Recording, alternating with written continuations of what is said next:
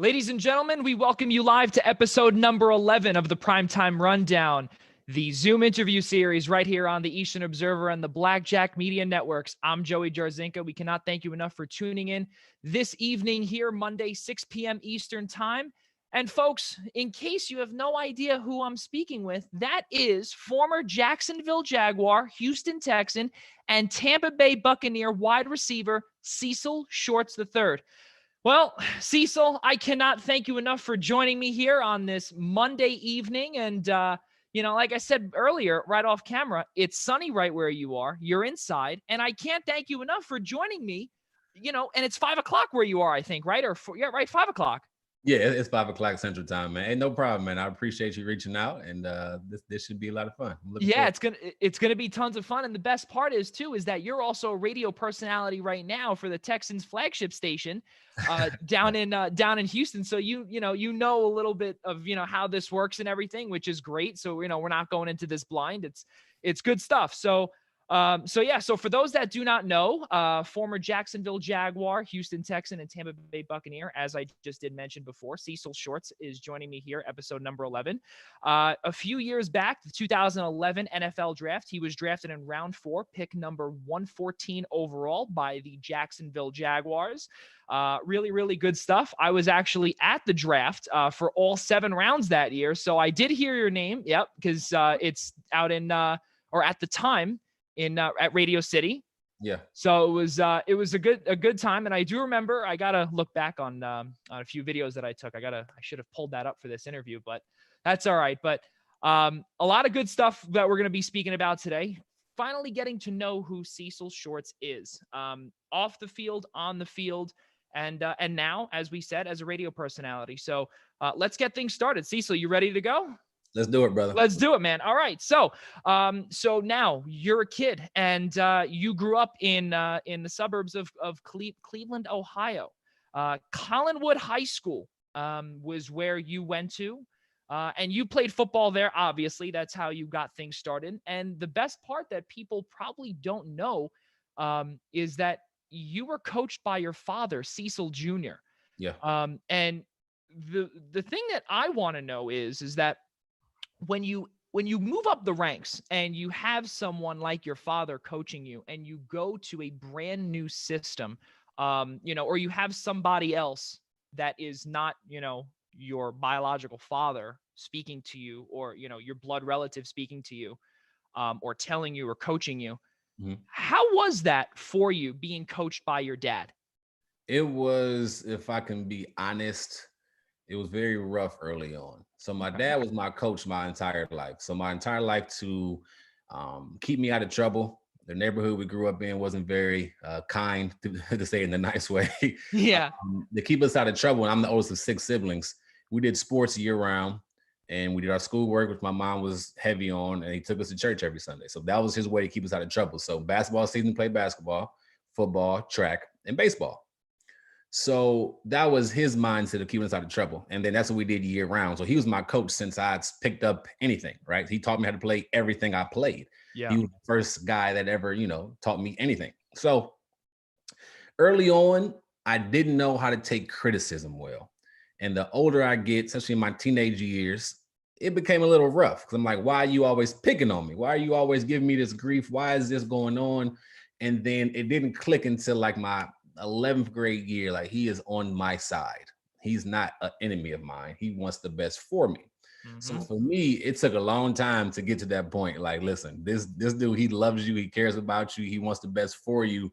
But by my 11th grade year, and really my senior year, it clicked like, all right, what he's saying makes sense. What he's saying, he's a wise man. He's been there. He's done that. And he just wanted to see me succeed. And me looking back now, my oldest son is 8 years old. He'll be 9 on the 23rd. And me coaching him in baseball and track and other stuff, it's like, I understand. It's tough. So I try to learn from those experiences and take it to me and my son. But to relate to any other coach, it was easy. Like, I never had a harder coach than my dad. And real quick, so every coach I had, they coached, they had different coaching styles, but it was one coach that, and I think it was like more what was going on. I was so frustrated. Only one coach made me cry. And I was in the NFL when he made me cry. And it was Jack Del Rio. And Wow. he doesn't know I cried, right? And this is something that it's crazy. My rookie year was rough. You know, I'm coming from a Division III school. We're getting that a little later. I'm coming from a D3 school. I get to Jacksonville. It's a rough rookie year. I can't figure out what's going on. I'm trying to figure out how to be a pro. Boom, boom, boom. So I sit in his office, right? And it's just me and him. And we're struggling that year. He just came off like an 8-8 season, I think the year before or something like that. And we're struggling that year. And I sit in his office and he's just dogging me. What is this? This is a terrible route. Let's be watching one-on-one, watching practice. What is it? This is a terrible route. I can't believe you did this. You got to get better. I don't know what's going on. I thought I was about to get cut on the spot. This is like week 5 or 6 or something. No, this is like, week 6, 7-ish. And he's just letting me have it. Like going in. And I was so frustrated. I was so mad. The coach I had at the time, the receiver coach, wasn't very good or what I needed. And it was just, it got to the point where it was like tears just all up in the eyes. Yeah. And it just started to come down. And I wiped him real quick so he couldn't see. But besides that, I was able to handle, and even after that, you know what I mean? I knew how to handle myself because of my dad, you know what I mean? Because of what he taught me, how he coached me, how he prepared me to be a man. I knew how to handle the situation. So it was easy transition to everybody or all the other coaches. Right. So basically it was the constructive criticism that Coach Del Rio was giving you. And, you're like, you got a little itch or something, right? You're making them wear, right? You got a little itch or something, or it's, or it's allergy season and, we're just making sure we're good. Yeah, exactly. Right. So yeah, now obviously, and we've seen Coach Del Rio be, sometimes, when he's the either defensive coordinator or in your case when he was the head coach, right. On different teams, he can get, and we've seen it on television firsthand. It's he can get a little, the adrenaline can be a little high, which is a good thing. Yeah. So now, that would, I guess, be constructive criticism, if you will. And then you finally got it after, or you realized that Coach Del Rio really wanted the best for you. And that really was how he, I guess, handled telling people, you have to get better, I would assume, if that sounds about right to you. I didn't take it in a way that he tried to, do anything. I think he was just frustrated. Right. He wanted the best for me. I wanted the best for me. I didn't know what I was doing as far as running certain routes. I was struggling, to be honest. And that was just his way of telling me, and it worked, because after that I improved my game as a rookie. Things started picking up just a little bit, and then the following years, obviously I knew how to handle myself. But that rookie year was tough, and that was the only time that any other coach put me in a situation I'm like, man, I was just upset, you know what I mean? Yeah, I felt that since my dad and he coached me, you know what I mean? So when you brought that up, it just brought a random memory. I never told nobody that either. That's kind of embarrassing. So now, no, that's all right. You know what? I'm actually honored that you told me, of all people, some random guy from Long Island, and you're telling me. So I thank you for telling me that. That's great. Oh man, yeah, it was a moment that I think really helped me mature. A moment that helped me just learn how to, slowly become a pro. So it was a moment that was needed. Right. And not only that, and, not only becoming a pro, but also becoming a mature adult as well. Absolutely. So moving forward with, or just rewinding a bit, as if you're watching The Last Dance, where they go all the way to 98 and then all the way back to 80s. If I don't know, Cecil, are you watching The Last Dance? Absolutely. No, I'm a LeBron fan. Okay, good. I'm watching it for sure. Good. I was going to say, so we'll get to that. We'll get to that later on, and we'll discuss that, because I'm sure we're going to have a good conversation with that. But as I was saying, we go from all the way here, all the way back to the beginning, following your high school days. You would then go to University of Mount Union. Now, folks, what is University of Mount Union? Well, let's see. Not a lot of people know about it, but Cecil, you know about it. And it's a small Division III school in suburban Ohio. And you're not the only NFL player to come out of there. How about a former teammate of yours, Pierre Garçon? Yeah. Yeah, he was special. Yeah, he was special for sure. So, you were once a quarterback, actually, and that's what not a lot of people know. You switched to wide receiver once Pierre Garçon graduated. Is that true? Yeah. So I believe I came in as a quarterback. I played quarterback my whole life since I was 7 years Wow. old. And I was recruited as a quarterback, but the quarterback at hand um, was a sophomore, and I was a freshman, a true freshman. And he ended up being the starter and taking the team to the national championship and winning that year. And he was an All-American. He was like Right. D3, he was just everything, right? So it's like you could sit the bench behind him for 3-4 years, and then you'll be a starter your senior year, or you can switch positions and be able to get in the field sooner. So one thing that helped me, well, first off, you don't know anything about Mount Union. It's like the Mount Union. It's like the Alabama, Clemson, Ohio State of Division III, right? We're always in the running for the championship. That's just what Right. it is. If we don't win a championship, we don't get anything. We don't get conference rings. We don't get, a send off. We don't get anything. We have to win a championship and get this big old parade. And it's an awesome feeling. But we just have high standards at the University of Mount Union. Yeah. And that's just what it is. We're the Clemson, the Alabama, the Ohio States of Division III. The coach I had, Larry Karras, he is in the College Football Hall of Fame now. Yeah. Winning percentage of a 92%, like 325 wins and like 25 losses in 25 years. Incredible guy. But one thing that helped me is that my freshman year, I got hurt. In Division III, you can't redshirt unless it's a medical redshirt. So then I took the medical redshirt. That spring, I ran track and I ended up being an All-American in track on a few relays. Mm-hmm. And then the coach came to me like, hey, the receiver coach came to me, Jason Candle, who's actually the head coach at Toledo now, University of Toledo. And he's like, hey, how do you feel about going to receiver? And like I said, I was a quarterback my whole life. So I'm like, receiver? Nah, I don't think so. Like, I want to be a quarterback. I think I'm good. Let me play quarterback. He's like, listen, kind of like I said earlier, you can sit behind Greg, but Greg's going to be our guy.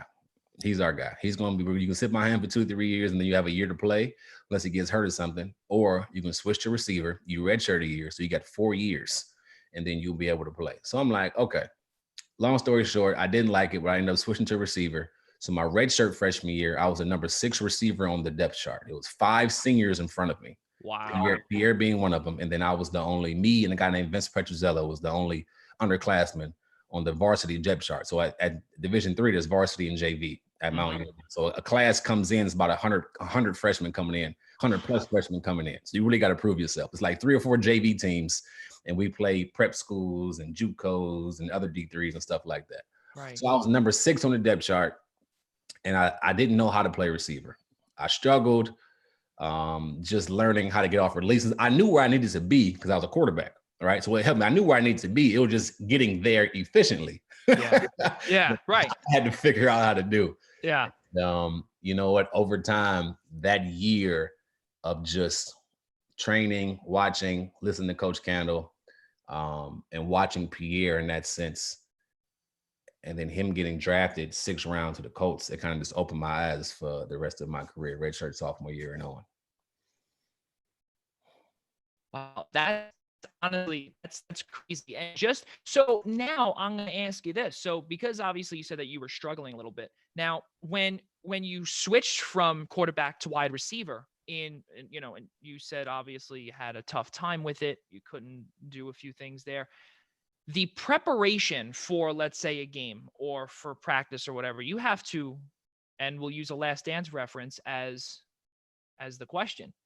You have to work out a little bit differently. You have to obviously have to work out different parts of your body. And it obviously it takes a toll on, God forbid, if you ever wanted to go back to a quarterback, it didn't help your arm. Well, to be honest, they always told me if need be, they'll put me at quarterback, right? Because I was one of the better athletes on the team, humbly. So they were like, we always can put you there, and we wouldn't call it Wildcat, but we would run the ball, we would throw the ball, we should do stuff like that. So we always had reps here and there. So I was always kind of prepared to be able to play quarterback. I knew all the plays. Like I said, I came in as a quarterback my whole freshman year. I knew the whole playbook as a quarterback. Right. So but the training aspect, I really had to learn how to play receiver from scratch. And that's tough to do when you're in college. You play quarterback your whole entire life. You go to the school to play quarterback. Now all of a sudden they want you to switch over. Ultimately, that was the right plan. Those coaches saw what I couldn't do. That's a great job by Larry Karras and Jason Kendall, those guys. I couldn't see it, but they saw it. Now, so the transition from quarterback to receiver, like I said, I didn't know how to get off the press, no line of scrimmage. Right. I didn't know how to run efficient routes. I just knew where I had to be. So my redshirt freshman year, I'm learning. Going into my redshirt sophomore year, Pierre Garçon gets drafted in the spring. That opens my eyes. I put in the work like never before for me. I mean, it was to the point where it was obsessive what I was doing to be the best receiver I could be, because I knew this was my time to step up. I knew this is my opportunity to play college football. I got some reps here and there. We would blow teams out my redshirt year, but this year, my redshirt sophomore year, I'm like, yo, this is the time to shine. Mm-hmm. And so that spring, I still ran track. And that summer, I really put the work in. I'm like, listen, not every day, but 4 or 5 times a week, I'm out there running routes, even if I'm by myself. If I'm going to Walmart, in my head, I'm running through a route. I'm sticking, I'm walking and trying to figure out how to get out this curl or run this post or post corner. I'm sticking here. I'm running the speed turn there. I'm getting off a press here. I watch constant film on YouTube, even back in 2000, I think that's 8. Constant YouTube, constant film in the film room, just learning that position, watching NFL games, watching other college guys that play at the higher level. So I just spent that time learning, whether it was visual and then actually doing it or vice versa, whatever the case may be. And I'm like, I'm gonna make this work. Pierre Garçon got drafted from a Division III school. I'm about to make this work. I'm about to make this happen. And it turned out to be a decent year that year.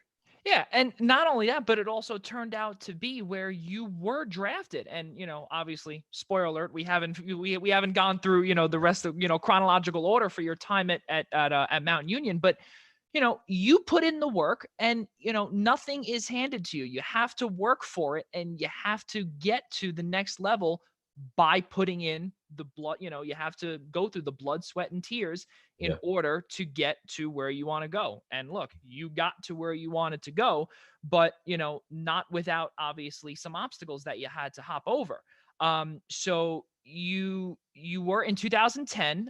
You did have an ankle injury. You missed 3 games there. You still brought home accolades, which is fantastic. And also in 2008, if I'm not mistaken, you caught 77 passes for over 1,400 yards. You had 23 touchdowns, which was an Ohio Athletic Conference record, in case you didn't know that, which I'm sure you did. But in case you didn't, there you go. And I believe that year you guys won the D3 championship that year. Yeah, 2008 was an incredible year. It was crazy. So going up into the first game that year, that was my first time ever starting and playing a full game at receiver. So going into that game, I'm like, this is going to be it. This is where I'm going to make my name known. And end up having, long story short, 2 touchdowns, 100 yards that game. I was blocking well the whole night. I'm like, yo, I can do this. It was like a confident booster, right? I can do this. That's right. And it got into the point where, so that year we won 2008. Now we had a lot of people don't know, we had a great Division III running back called Nate Kamick, who had over his career had over 8,000 yards rushing. Like I mentioned, we had a guy named Greg McKaylee at quarterback, who's the reason I switched to receiver. Thanks, Greg. And he won the D3 Heisman that year. We just had great players, great all around guys that helped with my success and of course the team's success. It was a great year. And there's no better feeling. That's the only game we get on ESPN. That's the only game we get on the national stage. Right. So when we get there, it's nothing but showing out. It's nothing but the opportunity to go out there and play, have a ball. You own ESPN, you watch. And it's funny because when you're a D3 guy, you play your game, and then I go back to my dorm and I'm arguing with my Florida boys or the Michigan boys or the Texas boys, like Ohio State's better than anybody else, right? And we're watching big time games on TV, right? So we're watching those games on TV. So the opportunity to play on that stage, it's incredible, man. And it was in Virginia the years I was in school, and they treated us outstandingly, man. So it was an awesome atmosphere. That 2008 year was an awesome year. Like you mentioned, all the stuff I was blessed to be able to do. But it didn't stop there, man. The next year, I think the next 2 years, it was, even better stats than that. Well, the next year was better stats, but the senior year, like you said, I had an injury. Mm-hmm. Still produced very well, but it just slowed me down a little bit. But a lot went into that year. Like when I got injured that year, I found out my girlfriend at the time was pregnant. I found out, which is my wife now. She had my oldest son. My grandfather was going through dementia. He's a professional boxer back in Cleveland. So he started going through these real bad phases of dementia. So it was a lot that goes on. Then boom, I get hurt. And that's my senior year. And I'm like, what the heck? Yeah. There's a lot that go into that. And it was a lot riding that year. You know, we were trying to get back to the national championship. I missed 3 games. I think it wasn't an ankle. I believe it was turf toe. And that's something that didn't go away basically until I started training for the draft. Like it lasted that long, and it was in so much pain. But it was fun, man. It was a good ride. Yeah, and you said it the following year in 2009, statistics wise you were better, and on top of it, you were recognized by D3football.com by being named the offensive player of the year. So, obviously you're doing something right. You're doing something right. You kept doing something right. And even in 2010, in your senior year, when you had the ankle injury, and you concluded your senior year, not on top, obviously you didn't. And if I'm not mistaken, I think you won one national championship, right, in 2008. So, but with that being said, you concluded a fantastic college career, and not a lot of guys, as you know, don't come out of D3 and try out for the draft like you. There are guys that do, but how many of them really make it? Well, guess what? You made it. Now when you're training for this, now this is off script. I just want to ask this, just a little nugget, if that's okay with you. Mm-hmm. Okay, cool. So now when you're training for the draft and you're back from injury, you're good to go, and you say to yourself, well, okay, the odds are obviously, are they, were you thinking, are they against you, the odds, just because of the small school that you came from? Even though obviously Mount Union is, like, as you said earlier, the D3 Alabama and Clemson. But, exactly what you said with your Florida boys and your Michigan boys is that, you have so many other schools ahead of you. And then, you got right here. Did you think that at all, that you could be like Pierre Garçon, but that you could, really stand out, bigger than him?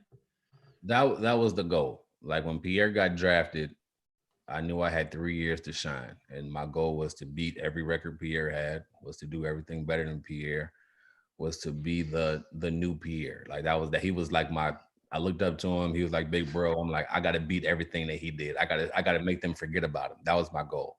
And because of his success, right? Because his rookie year, he didn't do much. His second year, he did awesome, 800 plus yards, and he's playing with Peyton Manning.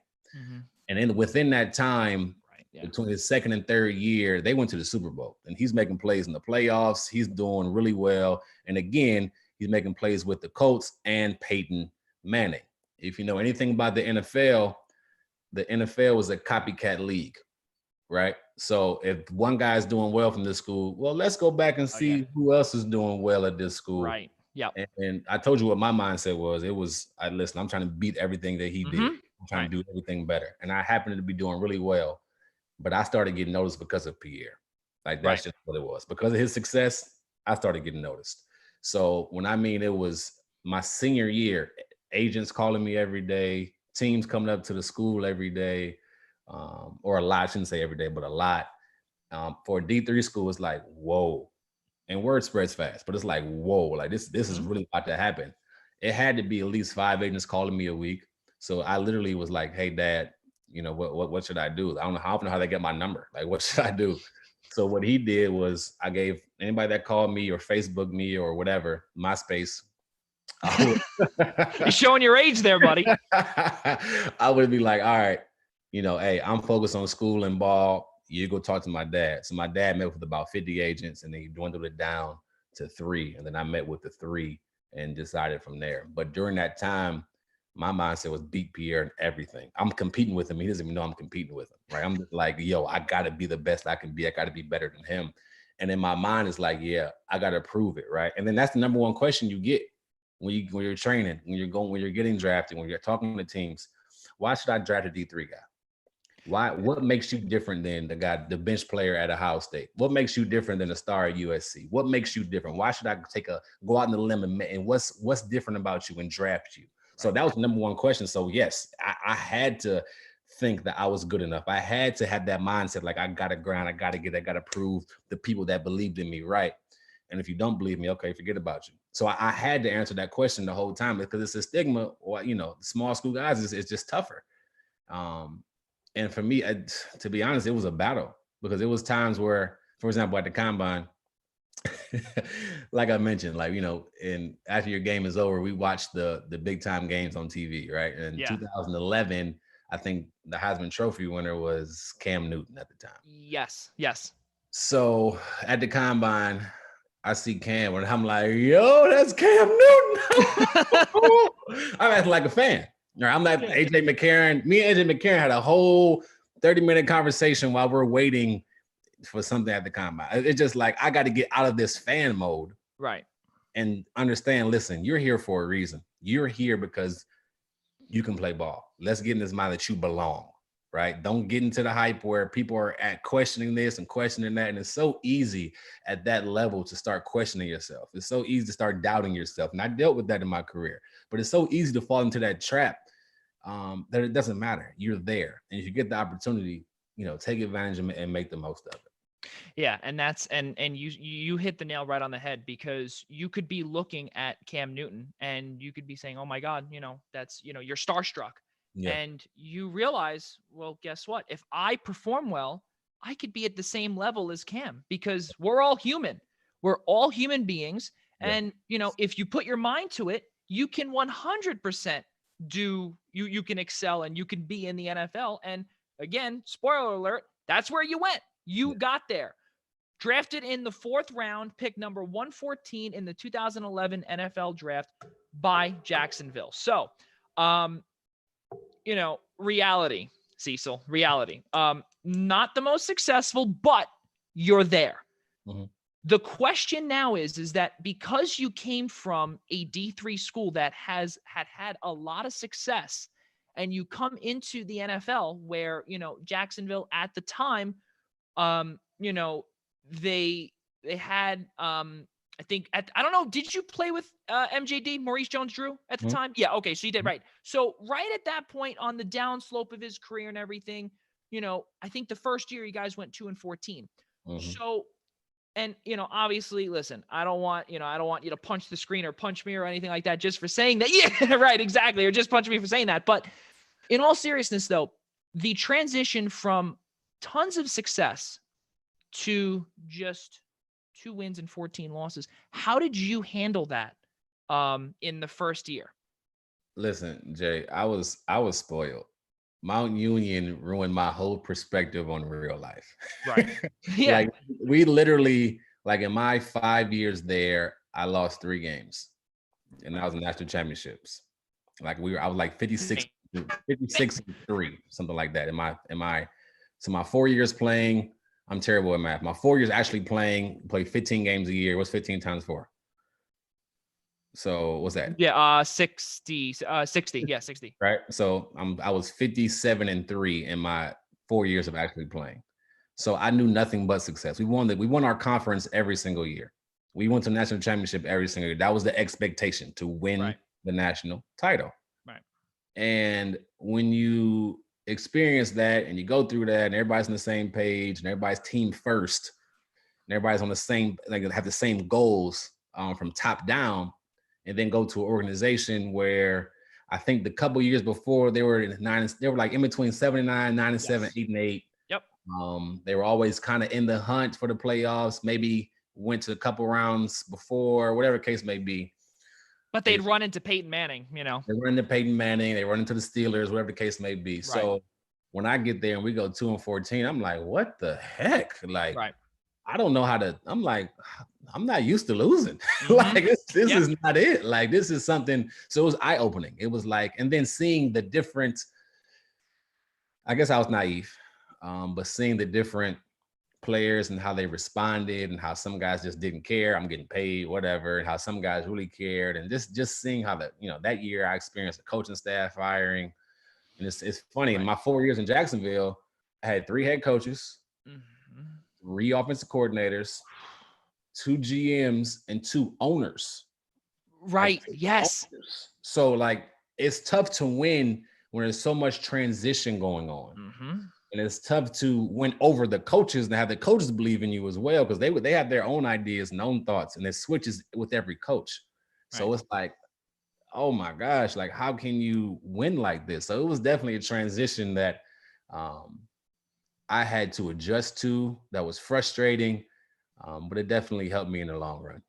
Yeah, and as you said, over and over again is you become a mature adult and you eventually begin to realize what the deal was. And just for those that were listening and are gurus with records and everything, Cecil, I believe that year, 2011, that was your rookie year. 5-11, that was the year Mike Mularkey, I believe, came in, or 2012, Mike Mularkey came in, and then it was 2-14. So and then your next year you had Gus Bradley. That was he was the defensive coordinator at the time for Seattle.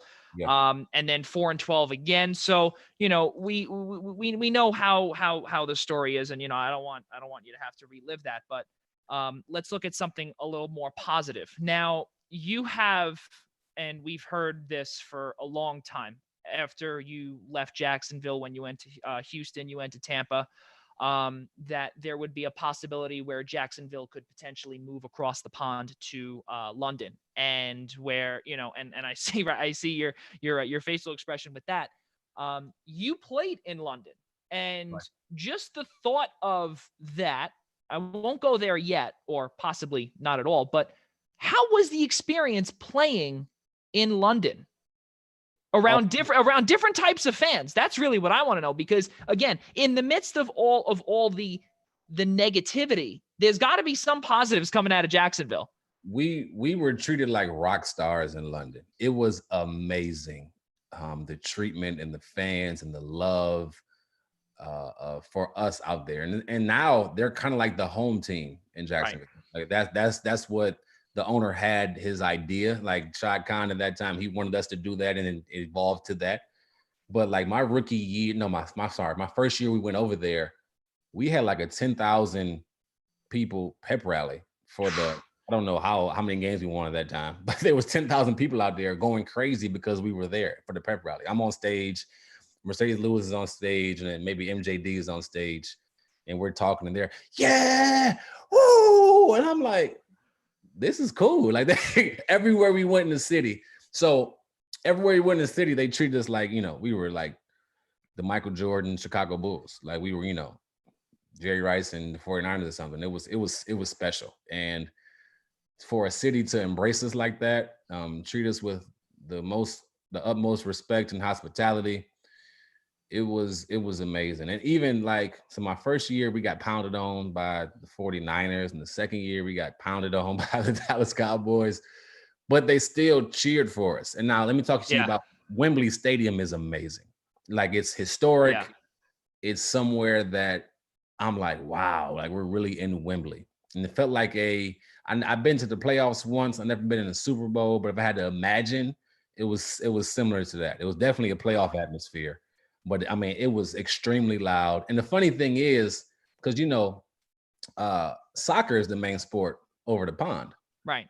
So you look in the stands, you'll see every jersey from the NFL in the stands, like just random football jerseys from John Elway to Tony Baselli. There's random jerseys from any team all across the stadium, but it was so cool. And they cheered a lot. They cheered loud during the game, but of course they cheered the loudest during any time somebody kicked. So the kickoff or the field goal or whatever. Yeah.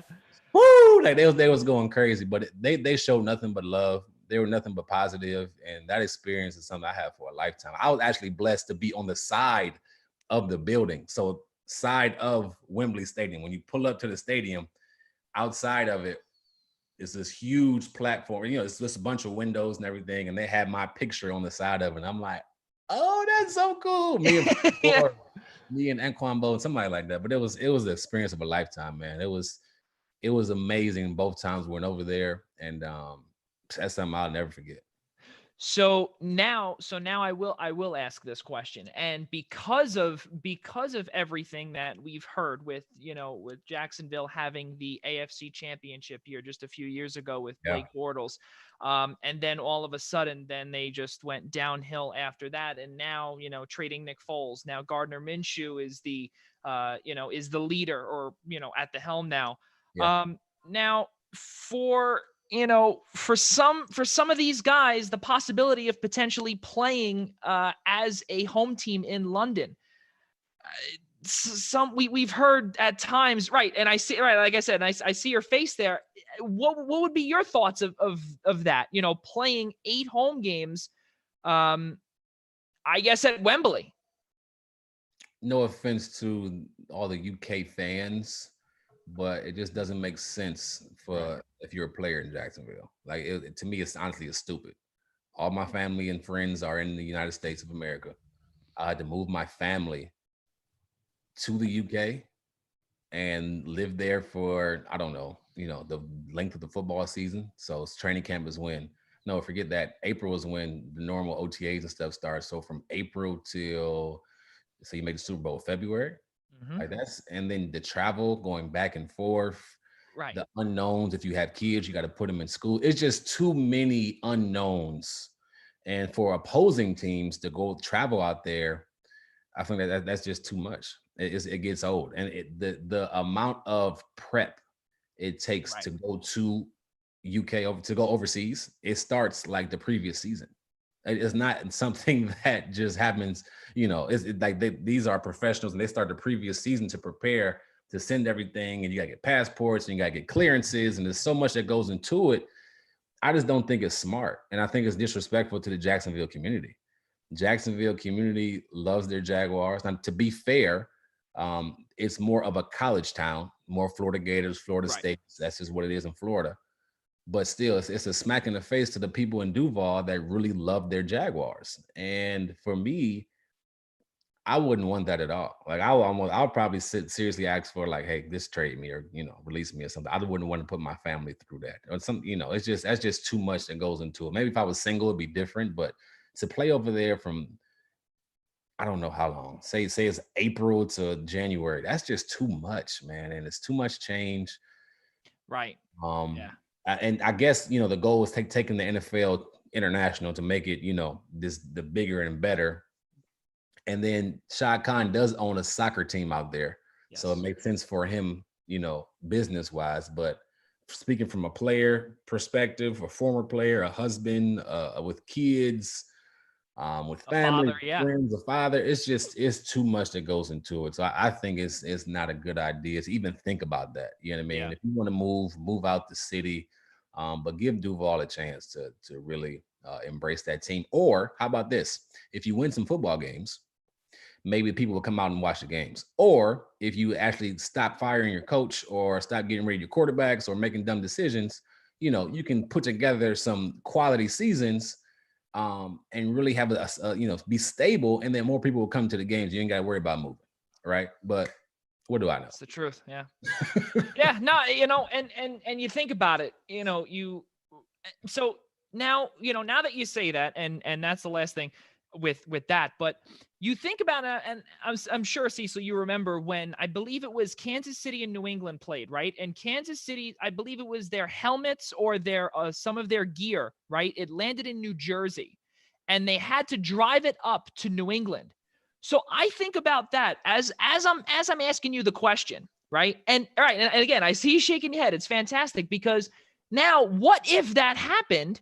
Yeah. Like, let's say, for instance, if it stopped in, I don't know what's over there. So you have Ireland over there, or you have, Nova Scotia or wherever, but you can't get into a truck and drive up to London because, well, you can't drive across the Atlantic Ocean. Yeah. At least with, if you're landing at Newark Airport here in New Jersey, you can at least drive up there. You could drive everything up there, and it gets there. I think, what was it, like a half hour before Yep. kickoff. So that's another thing too, because if you don't have everything from over here, like the visiting team rather, Yeah. or even like for you guys when you guys were there, if you didn't have anything, what are you gonna do? What are you gonna play with? All right. Well, that's the whole thing. It's too You much. gotta right.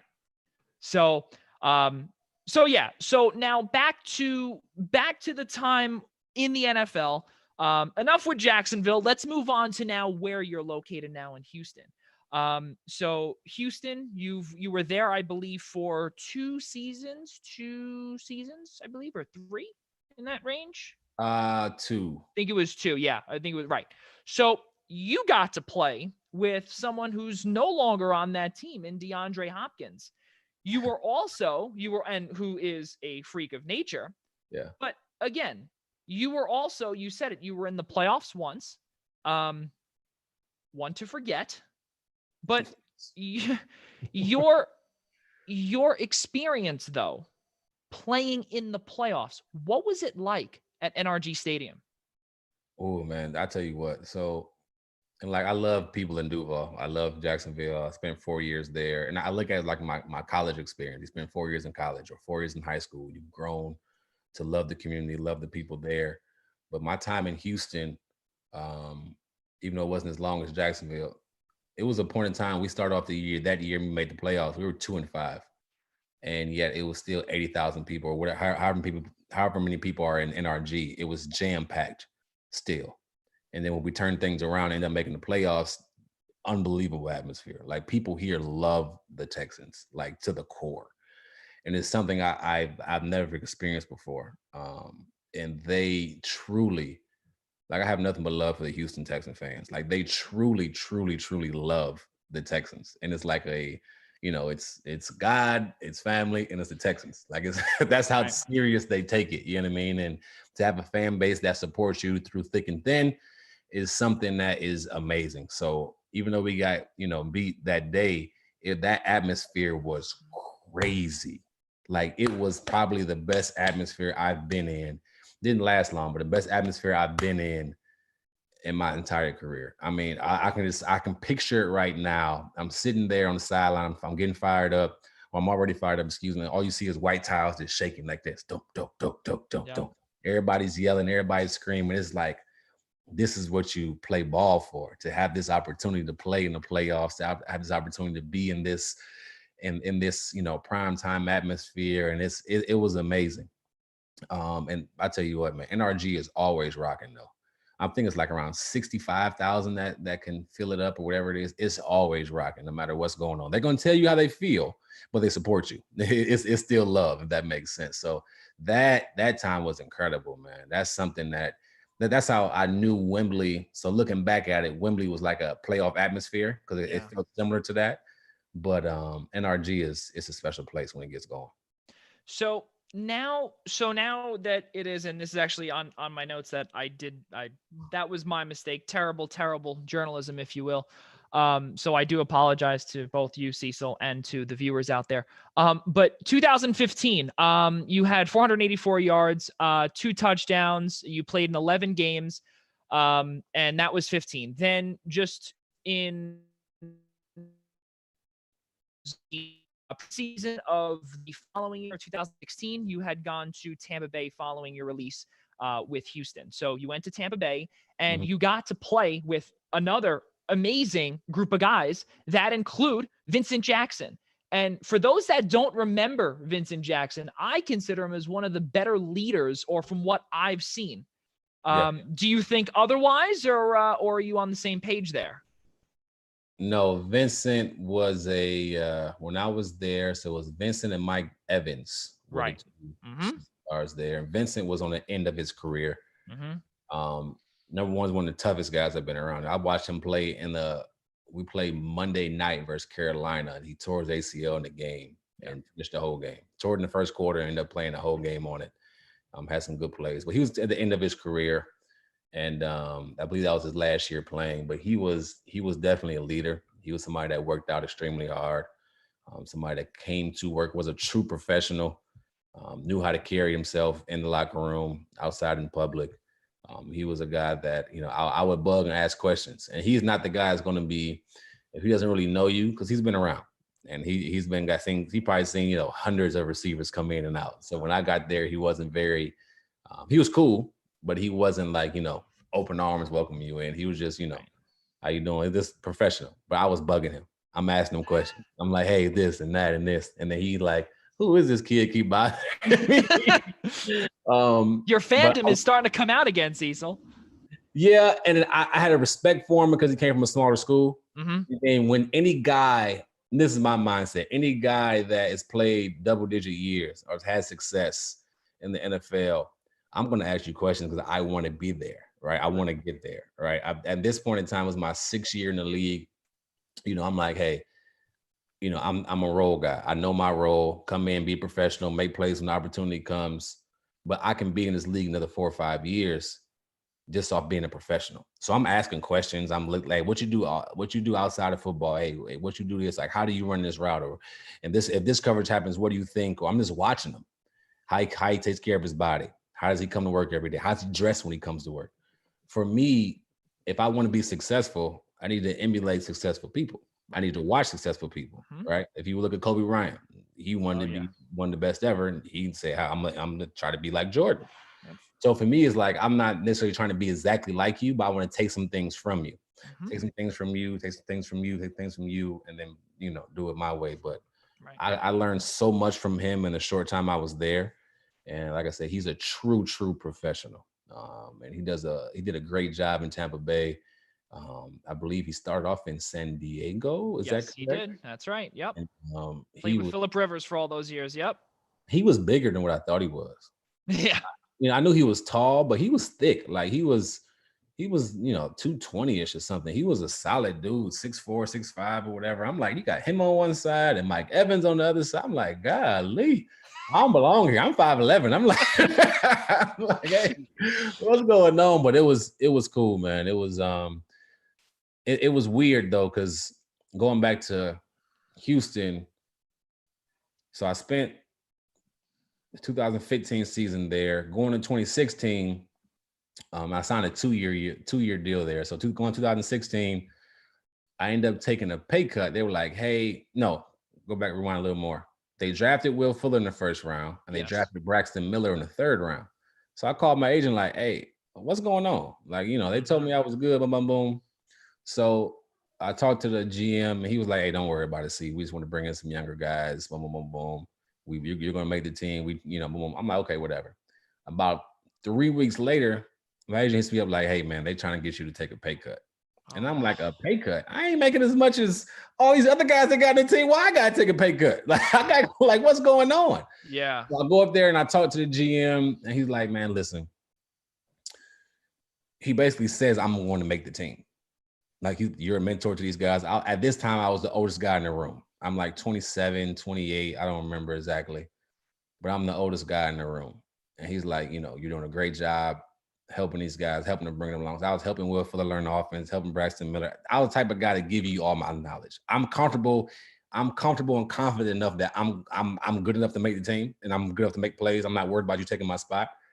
But I know I can't play this game forever. So I'm trying to share as much knowledge as I can and get you up to speed. Because if you are as good as you can be, and you're as good as you can be, the team gets better, right? So, and then that helps me elevate my game as well. Right. So in my mind, I'm just helping. I talked to the GM, and he's like, hey, don't worry about it. You're going to make the team. We trying to make this, pay this guy, just do this, do that, and do this, all this business type stuff. He's like, don't worry about it. You're going to be on the 53. And I'm like, all right. So I take the pay cut. And what they do is they rearrange your money so you get your money sooner than later and all this other stuff. Right. So that happened. So training camp comes, and I'm having one of the best training camps of my career. I'm excited. And the playbook, I know it by the back of my hand. The first, because it's so complicated. The Houston Texans playbook is very, very complicated. It comes from, Bill O'Brien. He played, he didn't play, sorry. He coached in New England. He brought that system over to Houston. And I'm like, yo, I finally get it. So like if I'm playing slot receiver, which I was, I have to know who's blitzing, who's not blitzing. I have to know the coverage. I got to watch the quarterback. I got to watch the guy over me. I got to know everything that's going on. Slot receiver is extremely tough, but I was getting it. I finally felt fully comfortable in it. My second year in the offense, I'm like, yo, I'm about to go out here and kill it. And then I'm having the best training camp of my career. And I'm like, okay, first preseason game, we're getting ready to play. We're going out to fly to San Francisco. And I'm running my route. I'm mid-route, and the tight end runs the wrong route. So I'm cutting to come this way, and I have my head turned to fool the defensive back. So I plant, and I'm looking this way, and I swim by, and the tight end runs me over.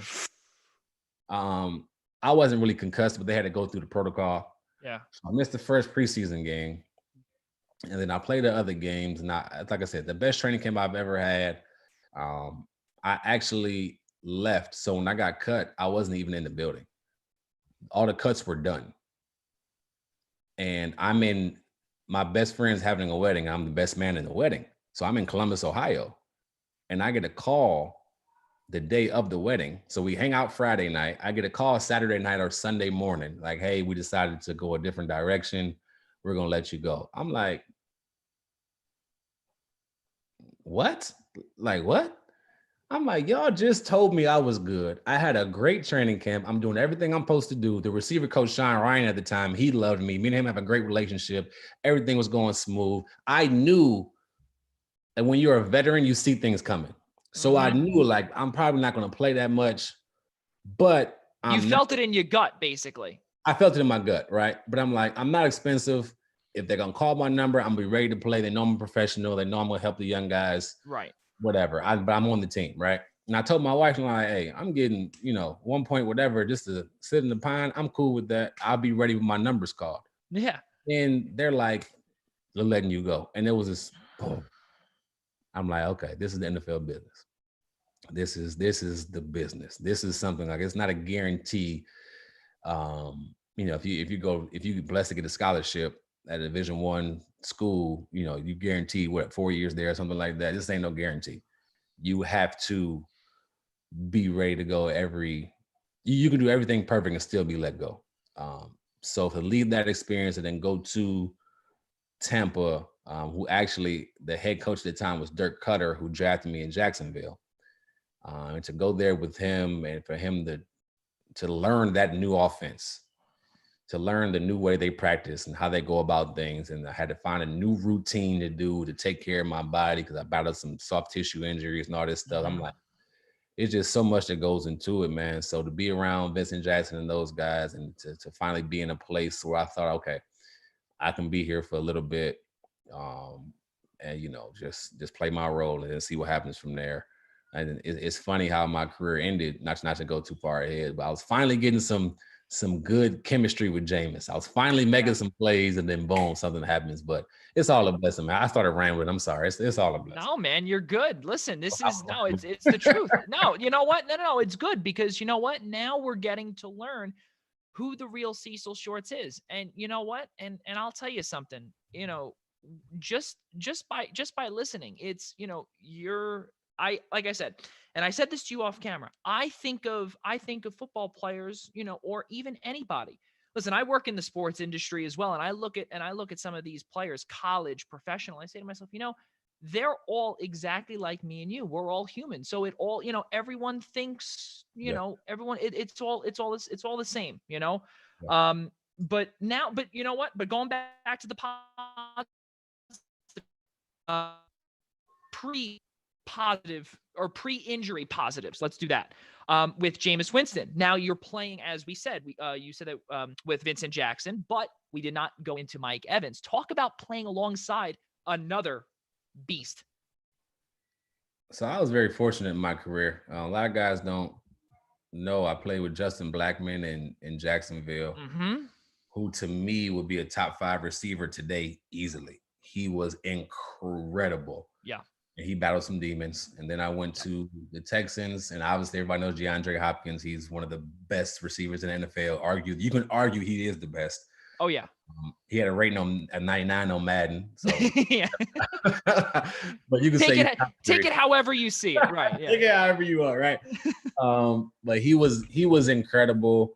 The thing about DeAndre, well, let me go back. The thing about Blackman that made him so good, he was just like a natural athlete. So he didn't look like he was fast on the field, or he's not going to wow you or whatever. But he couldn't be stopped on the field. And once he learned how to work hard, it was incredible how talented he was. Quick story, it's much random. So this individual, Justin Blackman, was late to practice for whatever reason. I'm not gonna go into detail about it. He was late to practice. Don't. Yeah.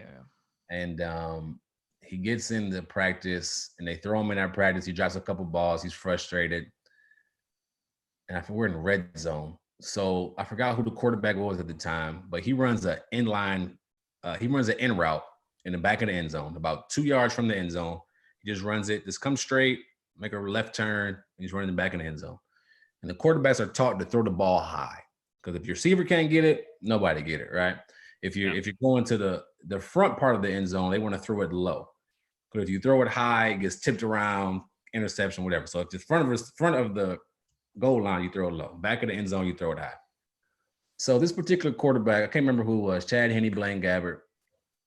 He throws it like too high. He throws like I'm not gonna say a foot, 6 inches above the goalpost. And I'm like, who's gonna catch that? Justin Blackman jumps up, and his legs are spread like Jordan, right? He jumps up and catches the ball. So the ball's coming this way. He catches it like this, one-handed, just grabs it like that and comes down. And I'm like, what the heck? The game was just so easy for him. Yeah. Just incredibly easy. We would play basketball all the time, and he would do these crazy dunks and jumps and his long arm. He was just amazing. DeAndre Hopkins, his hands were crazy. He'll kill. There's no 50-50 balls with him. It's 80-20, 70-30, 90-10. Like, he just caught everything in his nature, and he was extremely physical. Mike Evans, I didn't realize how good of a route runner he was. Yeah. And when you're 6'3", 6'4", maybe even 6'5", and he can run, and then he's able to run good routes. Normally, those big guys, they're one-dimensional. They can't really bend and break down and be shifty like a smaller receiver. Yeah. But he was able to run excellent routes, and I think that's what separates him from normal guys. His height and his weight. Of course, he can run, go get the deep ball and jump up and go get it, but he can run routes. And I was very impressed with that. He worked hard. He wants to be great. He thinks he can play basketball. He's okay. But he is an exceptional athlete, but he can run really good routes. And that's what got my attention. Like, oh my gosh. Because I just assumed because he's big that he wasn't going to run good routes, but he was amazing. He is somebody that's special. I think he's top 5 in the NFL. I think most would agree with you on that. Yeah. 5'6" range, but he is somebody that's going to play a long time in this game. And thank God, I mean, he's probably thanking God right now. He has Tom Brady by his side now. So he's right. He's doing very well right now. Yeah, that's pretty good. And not only that, you also had in your time, all the way from college and through your career in the NFL, you had a lot of good wide receivers that you played alongside. Even like I said, with Pierre, you played with him only for 1 year, but you still had, you said Justin Blackman for, I believe, about a year. Then you had DeAndre Hopkins, Mike Evans, Vincent Jackson, a lot of these good guys that you were able to take little tidbits from and eventually, grow your. So with that being said now, life post NFL, you have a plethora of jobs, and that is to say the least. So you are a radio personality for the Texans flagship station, KILT Sports Radio 610 AM and 100.3 FM in Houston.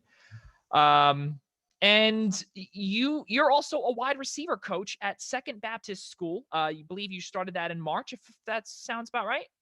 Yeah, I just recently got that job. Yeah, about March. Yep. So March, right. So, and you said you live in Houston. So, with being a radio personality in Houston, and you said right away, when we were talking about your time with the Texans, you loved it there. Yeah. The building atmosphere is fantastic. Houston lives and breathes football. They live and breathe their sports. They also, live and breathe religion. Everything that you said earlier. So talk about your time now as a radio personality and pretty much doing what I'm doing here to you. You're now an analyst. You're talking to a lot of other random people who might be telling you, certain things or calling in and being rude and disrespectful. How do you, how are you doing with that? It's crazy, right? Because I'm sorry if you hear the babies in the background. I got 7 kids, y'all. Me and my wife, we're, we You're got good. Honestly, I didn't even hear anything. we You're got good. But what's crazy is I always wanted to do this when I was younger. And then when I got in college, I'm like, nah, I don't know nothing to do with this. So now that I'm done playing, it's like, I'm on the radio, I'm doing all this stuff, and it's a good time. Now it's interesting because I was, like you mentioned, now I'm interviewing guys. Now I'm sitting there taking calls. I did the post-game show, not this past season, but the year before last, and guys were calling, ladies were calling in angry and upset and all this type of stuff. And I'm like, yo, this is crazy.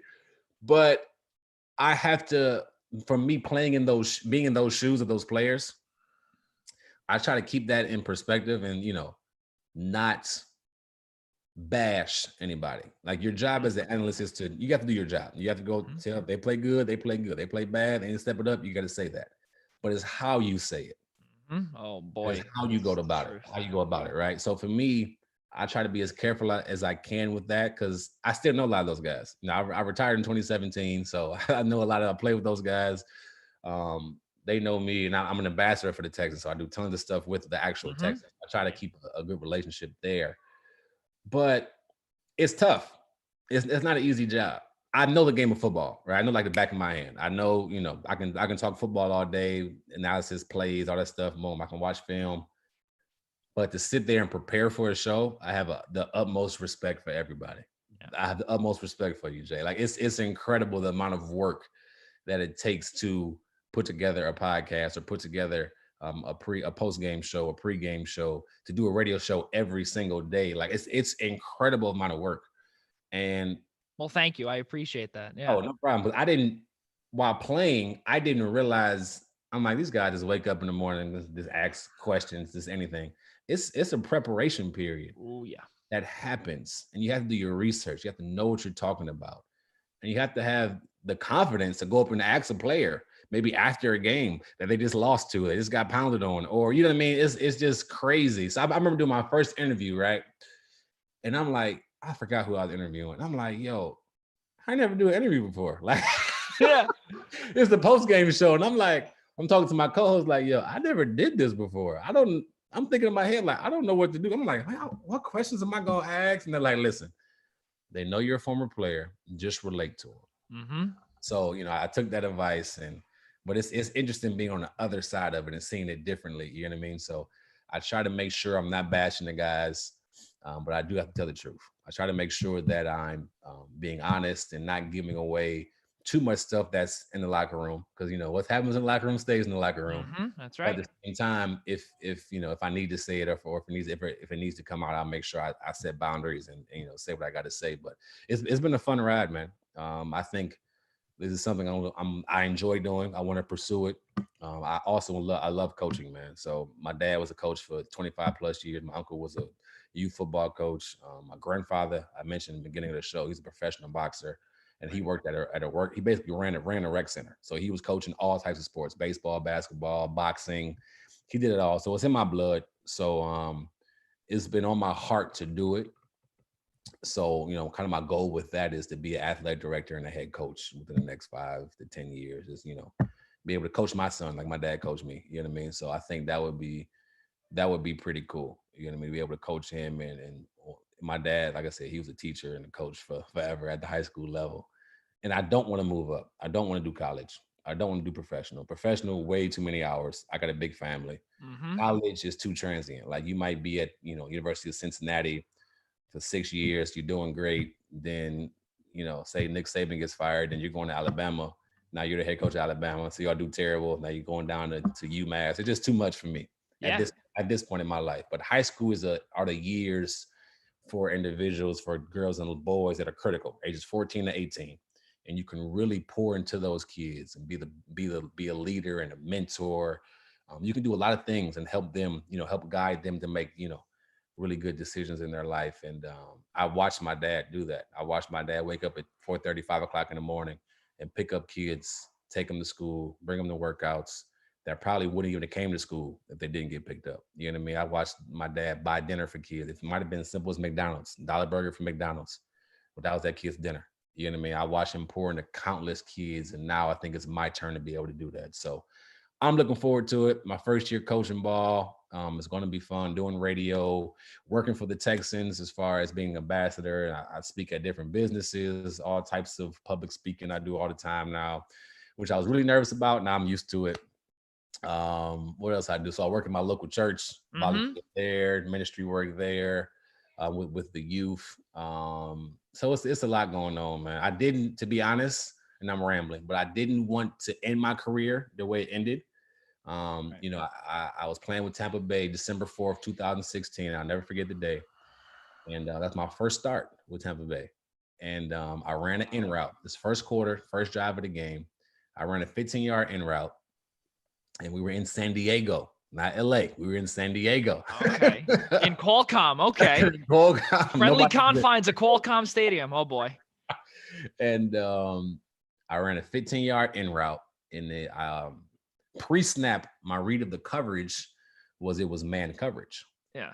So I beat my corner, and I see the Jameis threw me the ball, and I'm like, oh, I'm about to be gone. I'm about to catch it, and I'm about to be out of here. As soon as I caught the ball, the safety came and hit my knee. Now, my family said it was dirty. Some of my family. To me, it was clean. It's either going to hit me high or you hit me low. I'd rather you hit me low. I like my brain. Either hit me high or hit me low. You know what I mean? It's just part of the game, right? Right. He hits me. I catch it. It's a first down. It was 3rd and 15. I catch it. It's a first down. And I try to get up, and I can't get up. I'm like, what the heck? But I didn't feel pain. I guess my body was in shock. So I wave over. I look up to wave over, and the trainers are already running to me. So it was a pretty nasty hit. You could probably see it on YouTube or something. Yeah. But long story short, they started jacking with my knee, and I'm laying on the ground, and I'm thinking, whatever, I'll be fine, because it kind of felt like you hit your funny bone in your elbow. Right. I'm like, I'll be good. So I sit out a couple plays. I'm like, hey, can y'all stop messing with my knee? And they're like, see, chill out. I'm like, no, stop messing with my knee. It's starting to hurt. And they're like, hey, we're trying to pop your knee back in place. You dislocated it. So I'm like, oh, okay. So I sat back down, or I laid back down. And I'm like, dislocated knee. Let's see. I dislocated my shoulder last year with the Texans. I missed one game, and I played the rest of the year. I'll be fine. So I might miss a game. I'll be back. Yeah. I didn't know when you dislocate your knee, you tear everything in it. Oh, yeah. Yeah. So, and to be honest, the doctors and my wife did a good job of protecting me from everything. But I tore everything in my knee. Career was over at that point, but I felt at peace because I was wrestling with the politics and the business, and I was so fed up of everything. I was so mad. And I'm like, I was thinking about retiring before the year even started. I was just fed up. And I'm like, it's just too much that goes into it. It's not, the purest sport, or the purest form of football is, to me, is when you're, high school on down. Right. Once you get to college and everything else is just business and all types of stuff. It's just not, it's politics. So. Yeah, it takes a lot out of you. It does. So once that happened, I'm like, I was at peace with everything that was going on, but I didn't know either. They didn't tell me. I get to the hospital, and then they tell me, everything that's going on. Not everything, but most of the stuff is going on. So 2 years ago, my wife says, Cecil, you were an inch, or not even an inch, it was like 6 centimeters, whatever it was, from getting your leg amputated, because they weren't sure about the nerves and all this other stuff. And I'm like, are you kidding me? Are you kidding me? So, 2016, I'm sorry if my son comes in. He's trying to. Now you're good. You can even bring him on if you want. It's all good. But, so that happened in 2016, and I ended up being stuck in California for like almost a month because they had to do the first 2 surgeries in LA. So I drove from San Diego to LA, and I was living with my agent at the time and his family. And I lived with them for like 3 weeks. I had to get surgery. I couldn't take showers. I couldn't move my leg. It was just, I'm on these pain pills, and it's got me drowsy. I just wasn't myself at all. But from 2017 till now, I'm doing rehab. I'm still in rehab. Now, if it wasn't for the virus, of course, I would, I do rehab 3 or 4 times a week, just to be able to have a normal life, right? My goal is to be able to, play with my kids and be without pain. I don't know if I would ever be without pain, to be honest. That just comes with the territory playing in the NFL. But to be 32 years old and to be in the amount of pain I'm in on a daily basis is kind of frustrating, but I just try to keep a positive mindset. Oh, yeah. I was depressed for a while. There was a point in time where in that first couple of years, I'm like, I wasn't myself. I was depressed. It was just bad. But thank God for my awesome wife.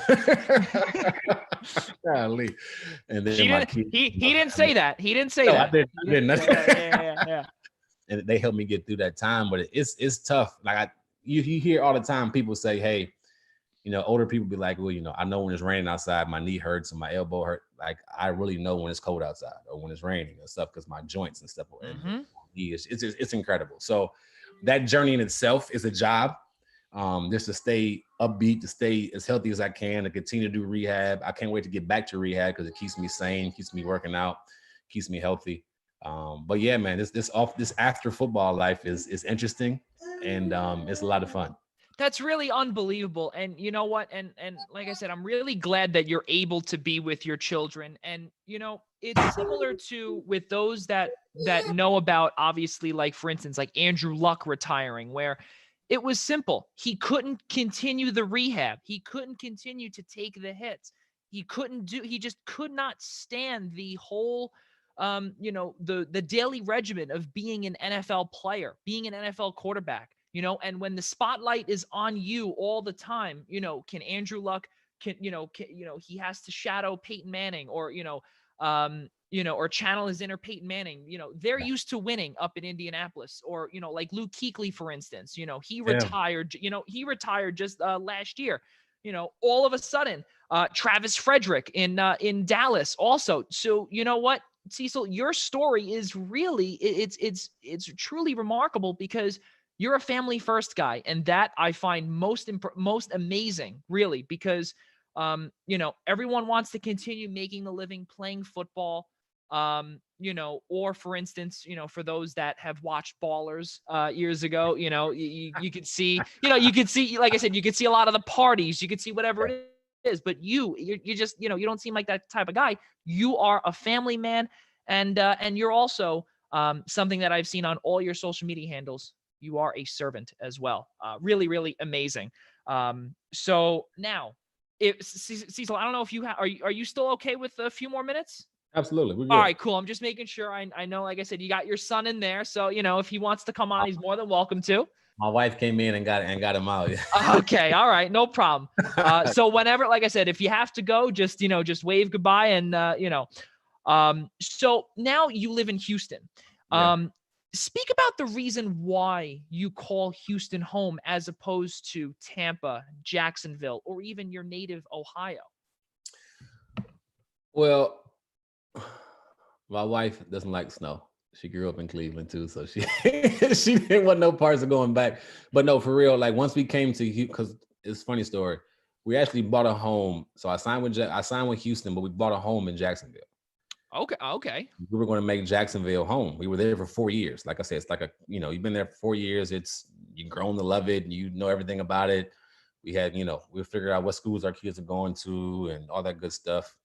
So like, we like Jacksonville. Jacksonville will be home. My parents liked it. They like visiting, coming down. It's like, it's a beautiful place. It's a big town, right? It's not a huge city, but it's a big town. And we loved it.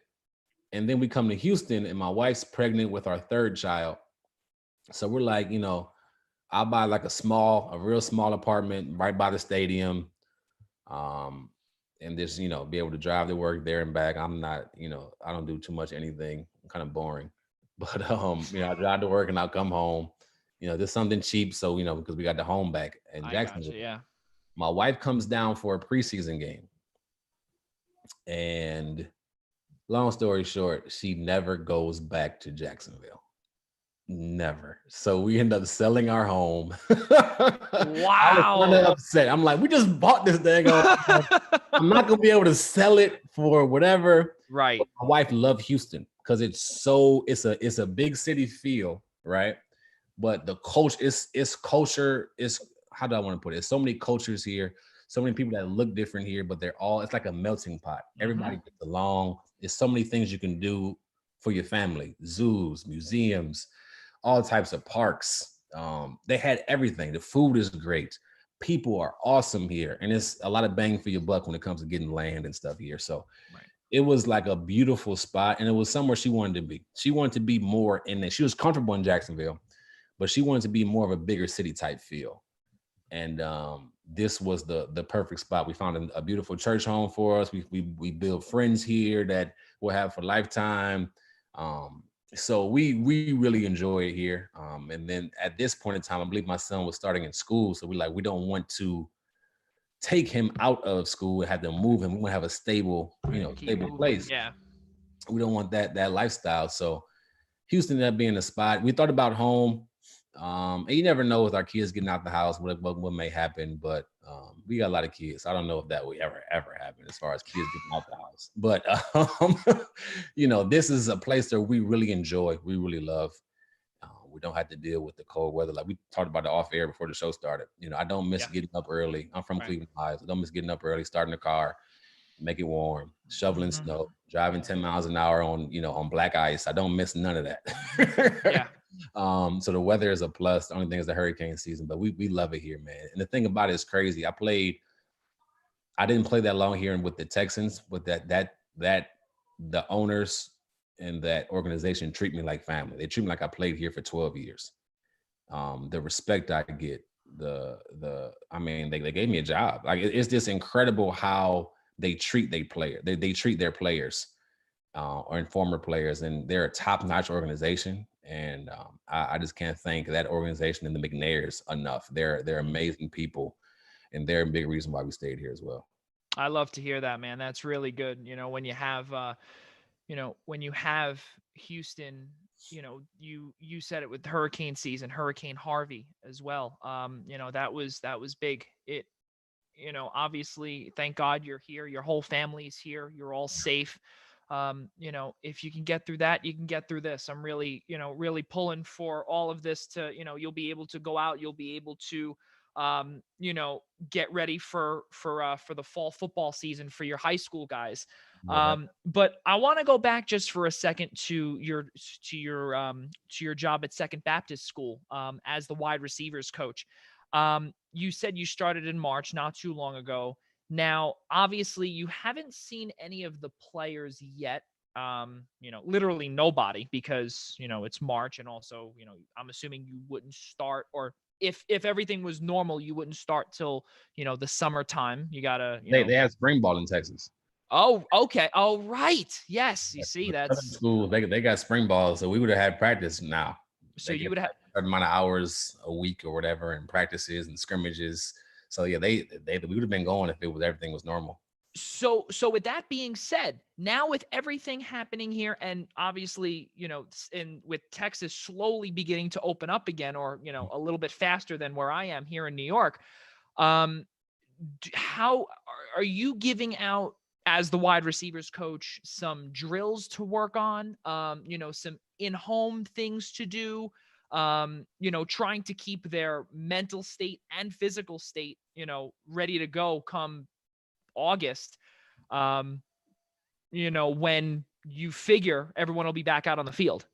Yeah. So I meet my receivers via Zoom, kind of like what we're doing now, every Thursday at 7:15. So we have Yeah. meetings. For me, I have to learn the playbook. So while I'm learning the playbook, I'm teaching them we watch film. So we get on Zoom, I talk to them, we watch film, we go through plays, how I want routes to run. I'm trying to teach them. So I've seen their faces. I talk to them on the phone. I check on them weekly. I text them, but I have not met them in person. So it's a different situation. We have a team meeting every Wednesday. And our head coach, he's been coaching football for like 20 something years. He's been in Second Baptist for 7 or 8 years, and they went to the Final Four last year in Texas football. So they're a solid program. But our head coach is doing a great job of keeping the guys engaged, communicating with them, talking to them. And that's one thing he encourages us to do, is make sure we're communicating with our guys. So I talk to him weekly. I talk to some of the guys, 2 or 3 times a week just to make sure they're okay and trying to build a relationship. You know what I mean? The kids will run through a wall for me if they can trust me, right? The kids, if I can build a relationship with them and they believe that I want the best for them, forget football, I want the best for them in life, they'll do anything I ask. So that's what I'm trying to do is build a relationship with the guys, let them know I care. I try to play video games with them. I try to, Oh, that's very nice. do whatever, you know what I mean? In the beginning part, so this is funny. In the beginning part, I was sending them drills, like you mentioned. I'll go in my backyard and I'll do some drills. My wife's taping, and I start getting tired. I'm like, hey, I'm getting this ain't it. Like Yeah. I'm breathing hard. I'm like, nah. So yeah, I tell them stuff to do, and they're getting together. Um, they're getting together weekly and working out in groups of 10 that they're abiding by the rules. And, we got to, Right. you have to go by a certain protocol. And I asked my coach, hey, can I get out there with them? And he's like, no, it's too risky. So I just call him after. I'm like, hey, how'd it go today? What's going on? Just to get his tidbits here and there. But they're a hardworking group so far. And it's tough because this right now is the new normal, right? Oh, yeah. And I've been fortunate to be able to talk to, I mentioned I do public speaking a lot. So I've been able to talk to like University of Cincinnati receivers, University of or Northern Illinois University receivers, and different guys I played with and teammates. They're coaching now. They asked me to come, hey, I'll let my guys or do this and that. So I've been able to talk to them, and I'm trying to tell my guys the same thing I talk to other guys about. Like, there's going to be teams and guys, or put it this way, we're going to know how badly you want to be good during this time, because now it's easy to work out when your coaches are watching. It's easy to do the right things when your teammates are around. But now when you're isolated, when you're at home and you're by yourself, are you going to do the things that you need to be doing to stay in shape? Are you going to do the things that we're telling you to do? So we're going to know who wants to be good and who wants to be great and who wants to be a part of this team and who doesn't. It's going to be guys that, keep ascending and doing well. It's going to be guys that descend and not do well because they didn't take advantage of this time. This is an interesting time in our lives where we can take advantage of the opportunity, no matter what's going on, no matter what sport or job you have. You can really, if you plan right and if you use your time wisely, you can take advantage of this time and really take off and do some things that you maybe didn't have time to do before. So I try to tell my guys, like, you guys got to be ready to go, because once it opens up and we're full force, hopefully August 3rd, we're ready to go. We're going to be flying and trying to get this thing and bring a championship home. So it's been good so far. It's been different. It's challenging for me because I have to learn another offense. Right. Yeah, exactly. That's another one. Communicate. So it's fun though, man. I'm enjoying it so far, and I'm looking forward to the fall once everything opens up. That's really unbelievable, man. Now, like I said, like you said, you're a public speaker too. You're doing this. You're on the radio. You have 7 children. You have your wife, Chanel. Really, really good stuff. And now just to slowly, go on the downslope of our little conversation here. It's like I said, it's extremely admirable that, you have, like I said, you have the responsibility of being a father. You have the responsibility of being a coach, and to learn, as you said, to learn another offense. This is now, how many offenses would that be, Cecil? That would be, I don't know, close to 7 or 8, something like that. 3 in Jacksonville. 6, maybe 5. Okay. All right. So I was just one off. Not that bad, but still, it's a lot. So really, really good stuff. So now, you want to ask you this, not on here. You said that you were an ambassador, or you are an ambassador rather. I've seen on your Instagram that, you brought your son, which was fantastic. I believe just a few days ago, if I'm not mistaken, to one of the events. So that was an older picture, but yes, okay. I do try to bring my son to different events that I'm, or my family. Matter of fact, the different events I'm speaking at, different events, and some events I do for the Texans, they're a lot of fun. They're about the kids. So we'll go to schools and we'll play with the kids, or we'll tell them, how to exercise or what's important in life or whatever the case may be. We'll celebrate a kid. They're doing well at school, celebrate a group of kids. Or sometimes I may talk to, a business. I might talk to a whole company about whatever, you know what I mean? And I have to prepare and be ready to speak on whatever topic. So it's a lot of fun, but I try to bring my kids along. Number one, because my dad did that to me and my siblings. But if they can see what I do, maybe it can inspire them to do whatever they want to do, if that makes sense. So they're seeing me and how I'm helping, take care of them, providing for them. And they can just learn different things as they go along. And maybe they want to one day do whatever, you know what I mean? But that's something my dad did. Just let me see what he does on a daily basis. And to be honest, I'm about to do the exact same thing he did, coach and teach. So it's going to be pretty cool. Yeah, it goes full circle, and exactly what you said. Your dad, Cecil Jr., was a giver. That's basically what it was. He was a giver, and now you are doing the same exact thing for the Houston community, and also your son is seeing and as you said, you see other people and you do it. You do it your own way. You did it my way, similar to the words of Frank Sinatra, but. Your son's going to look at you and, knowing this is what daddy does. And this is what I think is right, so I'm going to follow my father's footsteps and he's following you. And, already, like I said, Cecil, unbelievable man you are.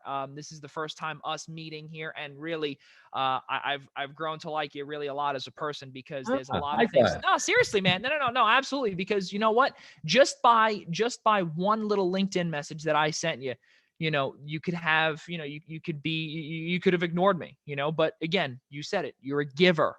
And look, you gave your time now, and I really do appreciate that. So again, thank you for that.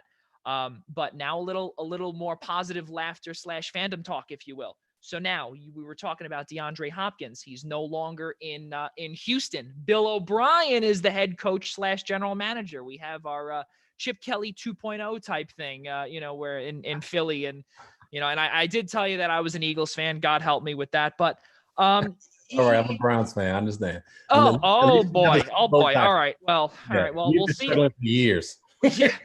Say we'll see you in Cleveland down the road in I think October or November or something like that. I'll come to town, I believe. Yeah, I'm excited. Yeah, exactly. So with DeAndre Hopkins in Arizona now, Kyler Murray's throwing to him, and you now have Deshaun Watson still in Houston, but now he has a few guys to throw to, but they're not named DeAndre Hopkins. And I don't know, some lopsided trades you might think or whatever. And Brandon Cooks in a separate trade, and who's oft injured, has a humongous contract. Randall Cobb, who, is on the, I would say, down, lower end of his career. Will Fuller, as you were talking about earlier, is, he can't stay on the field. Speak about now what I guess DeAndre Hopkins meant to Houston, and what is the advantage that Arizona is going to look for with Hopkins, and what's with Houston? Give your 2 cents if you can, or whatever you could say, or whatever you want to say with what the hell's going on, Cecil? Help me here. Help me understand this. Well, I think Bill O'Brien is a number one. He's a great football mind, and his thought process is, this is my opinion, it's more about team than one person. Right. And if you look at the receiver position now, you got Brandon Cooks, you got Randall Cobb, you got Will Fuller, you got Kenny Stills, you got a couple more veterans they drafted or brought in, and then they drafted a rookie this year in the 5th round. He wants to have an overall good receiving core, and he loves veterans. Veterans know how to be professionals. Veterans that know how to. I mean, look at the guys he brought in, Aaron Rodgers. You look at the guys they brought in with Randall Cobb and Brandon Cooks. Those guys have made deep playoff runs. They have played with some of the best quarterbacks to ever play, from Tom Brady to Drew Brees, a very good Jared Goff. I'm not saying he's great. And then Aaron Rodgers with Randall Cobb, right? They played with some experienced guys. Even last year with Dak Prescott, they played with some good guys, and they know how to win. They know how to get deeper in the playoffs, and that's where Houston's trying to go. They're trying to make that run and get deeper in the playoffs. But with the receiving core they have now, it's probably the deepest it's been since O'Brien's been head coach. And the guys can do multiple things. So now you're putting Deshaun in the position where he has multiple weapons that can do different things. And hopefully that's going to open up the offense and make it more spread out, where it's not just DeAndre Hopkins. And it's not a lot of pressure on Will Fuller, because when Will Fuller's in the game, he's outstanding. It's just he has to stay on the field, and he hasn't done that. So now you got other weapons and other guys, not just one guy. You got other guys, 2-3 other guys that can make plays and be there if Will can't stay on the field. But to be honest, DeAndre is somebody that if you're a quarterback, you can depend on. Right. I mean, DeAndre was telling me about Deshaun when we were playing together in 2015. He was like, Cecil, this kid, we got it. Because they both Clemson grads. Right. Cecil, this kid, we got it Clemson. Oh, he's the best thing out here, see. And he was a freshman. I'm like, get out of here. Like, you're just biased. I'm like, whatever. Long story short, he was right. You know what I mean? This guy is special. This guy is somebody that can be a face of a franchise and one of the best quarterbacks. He can be and will be in my opinion, one of the best quarterbacks in this game. And when you have a guy that has a relationship with, for example, Deshaun and DeAndre have a relationship on the field and off the field like brothers. Mm-hmm. But when Deshaun was in trouble, where did he go to? He had somebody he can depend on. And DeAndre Hopkins. They played 2 or 3 years together, right? So now he doesn't have that. He has to learn and get timing down with newer receivers, which is part of the business. But when you got a guy like DeAndre, for me, it's tough for me to let him go. But, Bill O'Brien is a lot smarter than me. And they have a plan for the team. So hopefully that plan works.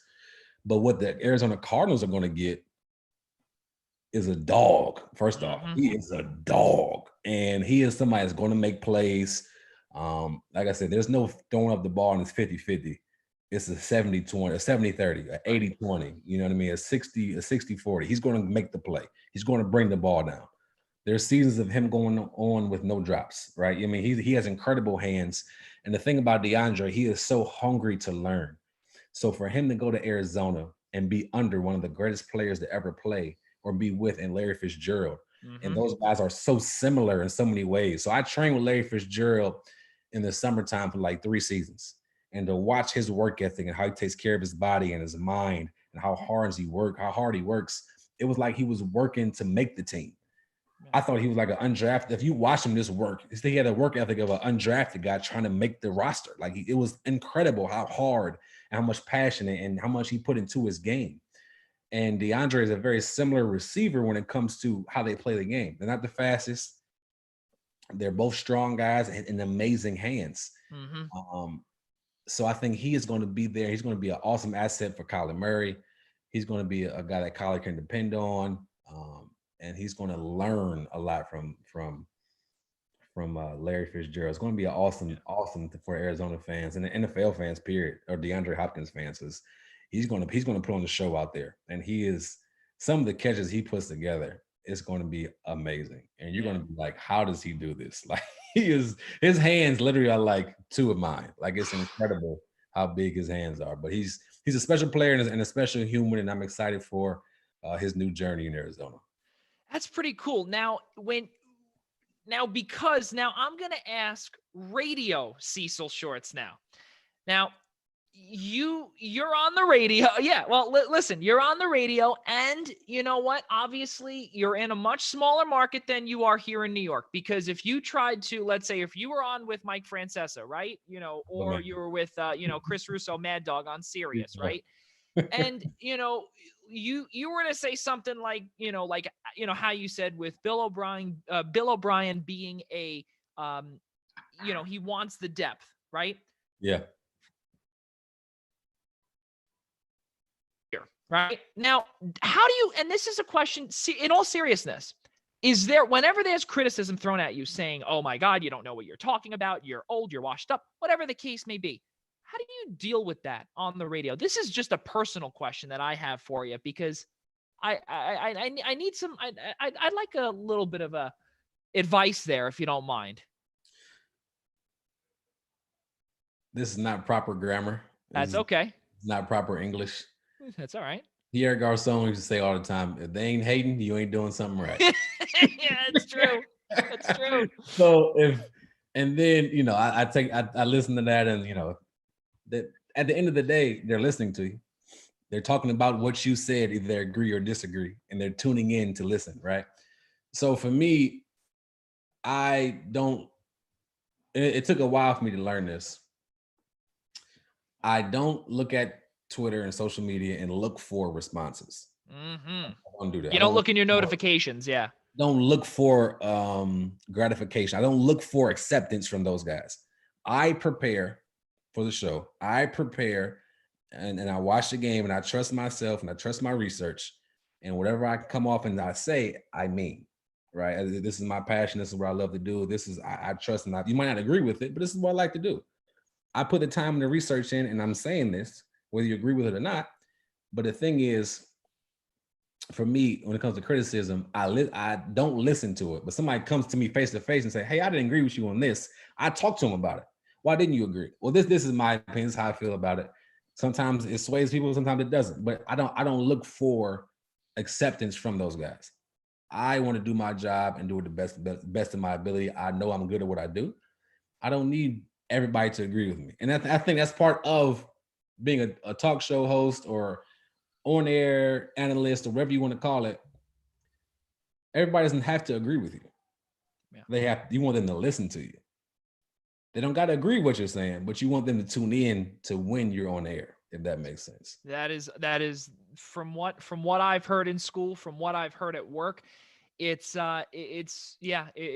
basically what it comes down to is, and I don't know if that's the same way here or on the East Coast, because again in the media, in this media market here, animal out there, brother.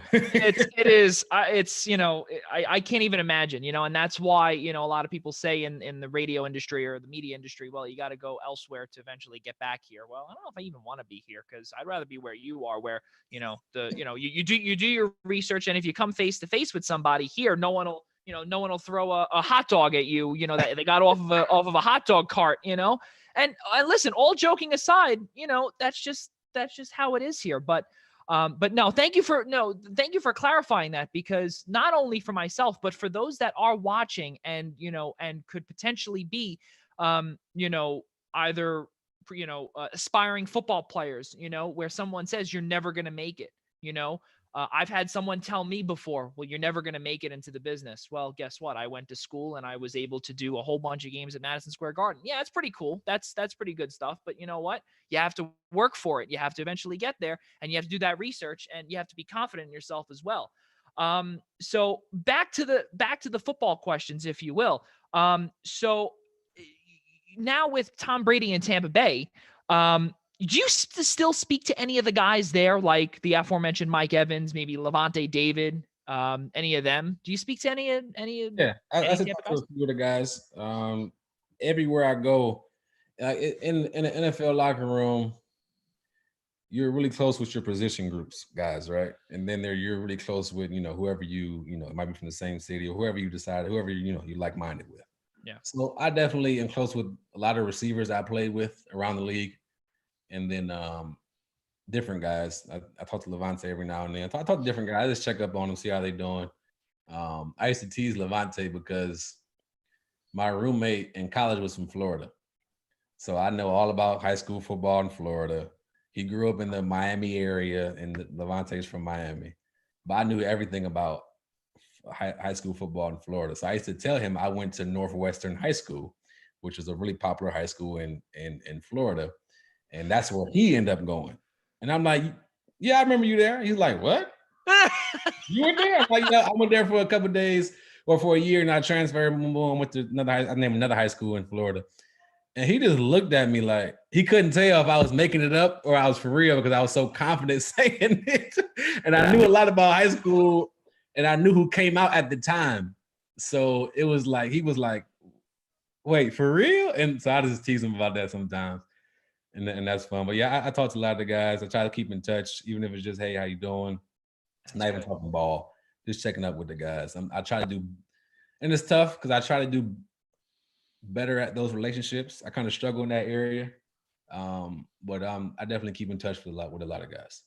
Yeah, well, I mean, you know what? I think in your defense, Cecil, you do have a family, and so and so, I would say, I mean, like I said, happy belated Mother's Day to Chanel, but you do have 7 children and you do have a family, so I think they'll understand it, and if they don't, well, they'll deal.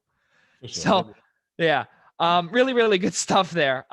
So one last thing before we get to just the general questions. And again, if I'm being slow here, Cecil, please tell me. I know it's 6:40 where you are. I don't want to take I it. got about 10 more minutes. We good, bro. Cool, man. Good for sure. So let's do this actually. Now, you answered the question about your favorite team, the Cleveland Browns. I'm sorry. Everything Cleveland. Hold on. Everything Cleveland. Indians, Everything Cleveland. Cavaliers. Everything. Okay. Everything. Born and raised. I was born loyal. Okay. All right. Faithful. All right. Well, for the Browns fans that are watching, I don't think they're gonna like that Buck shirt you got on there, man. It was cleaning day. I'm sorry. I do like my teams that I play with. Now I do root for them, but my number one team, who I grew up watching, I'm ride or die with the Cleveland Browns, the Cleveland Indians, and the Cleveland Cavaliers. Now you got to listen. I'm not claiming to be a Kansas City Chief fan or I don't know, a Golden State Warriors fans who just started happening a few years ago. I'm sorry, I never heard. You're not a front runner, man. I'm not a front runner. I ride with my team. We were supposed to go to the Super Bowl last year. I don't know what the heck happened, but we're gonna go to the Super Bowl this year. Every year in my mind, we're going to the Super Bowl. And maybe I'm crazy, but that's just what it is.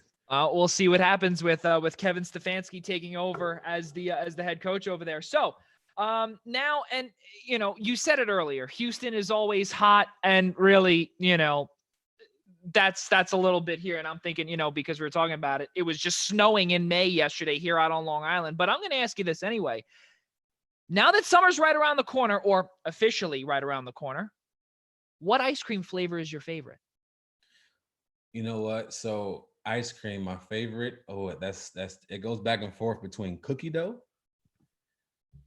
and just strawberry.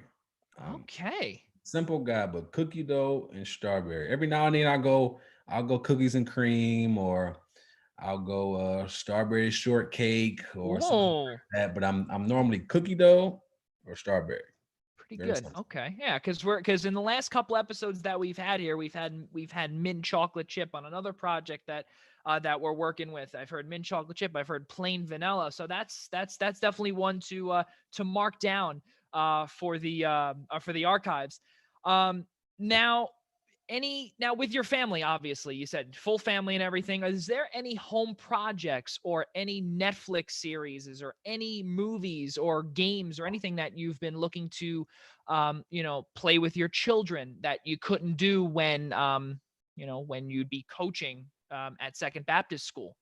So we've been playing a lot of board games, like nice. Sorry and Trouble and Candyland and those. You know all the old school. Oh yeah, like that. So we've been doing a lot of stuff like that. Netflix, my wife and I, we've been, obviously everybody probably in the nation or world, I guess. Yeah. Netflix and different TV shows. I think Ozark was a big one for me. What else on Netflix have I been watching? It's so many. And then TV shows, it's so many out there. But yeah, so we've been trying to keep the kids active. I'm trying to think. Definitely board games. We have movie nights. So we'll pick like popcorn and candy, and we'll let the kids pick a movie. So we just watched like Sonic the Hedgehog the other night, and we watched Trolls Nation Tour of Nation, wherever it was, Nation Tour the other night. So it's fun, man. You get to spend a lot of time with the family. So I have 7 kids under the age of 8. So 8-year-old boy, 6-year-old girl, 4-year-old boy, 3-year-old girl, and then our triplets are 17 months. They're all girls. So 5 girls, 2 boys. So it's still triplets. Wow. Wow. Triplets. Wow. That's wild. That's crazy. Excellent. Well, that's really unbelievable. Okay, good. So you're getting good use out of the quarantine time and getting some good family time, which is fantastic. And we did bring this up earlier. This is the last question that I have for you. We've already brought this up. you're watching The Last Dance. Oh, yes, absolutely. I love sports. I love sports history.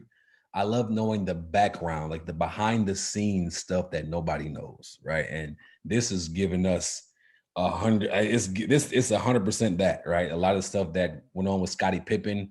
Because I'm 32. I believe I'm older than you. Yep. I'm not sure. I may look old, but I'm only 24. For those that are Oh, watching, I have no idea. Yeah, oh I may yeah. not look it. Yeah.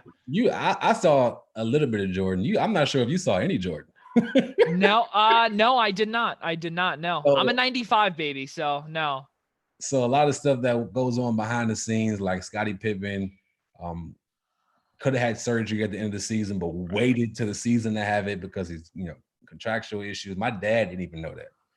There's just so many things that's happening behind the scenes. Like, wow, Yeah. this is really going on. That's really going on. To see the mindset of Jordan, Mm-hmm. he was obsessed with his craft.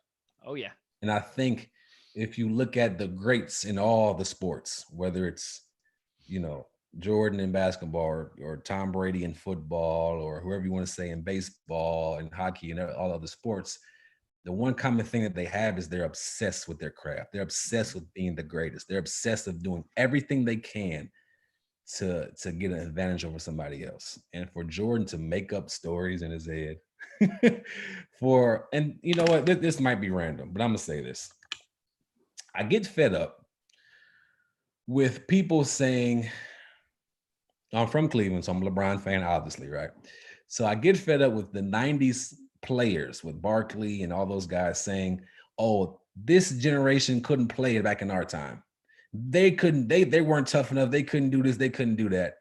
If I'm not mistaken, I've watched player after player, coach after coach in the 90s are truly scared and intimidated by Michael Jordan before the game even started.